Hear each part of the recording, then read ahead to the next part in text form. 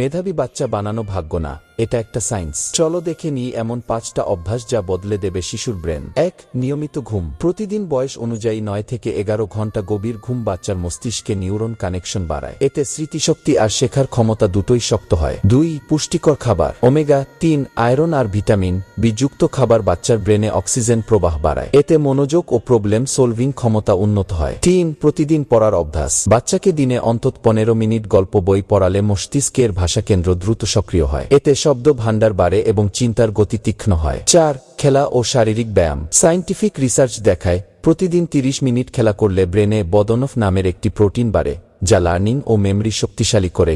5. Screen time কমানো। অতিরিক্ত screen time frontal কোর্টেক্সকে দুর্বল করে, তাই দিনে 1 ঘন্টার বেশি স্ক্রিন না দিলেই বাচ্চার মনোযোগ অনেক ভালো থাকে। 6. প্রশ্ন করতে উৎসাহ দেওয়া। বাচ্চা যত বেশি প্রশ্ন করে তত বেশি নিউরন পাথওয়ে তৈরি হয়, তাই ওকে নতুন কিছু ভাবতে, জানতে আর পর্যবেক্ষণ করতে উৎসাহ দিন। মাথায় রাখো, ছোট অভ্যাসই বড় মেধা গড়ে। ভিডিওটা ভালো লাগলে একটা লাইক দিও আর সম্ভব হলে শেয়ার করে ফলো করে দেবেন।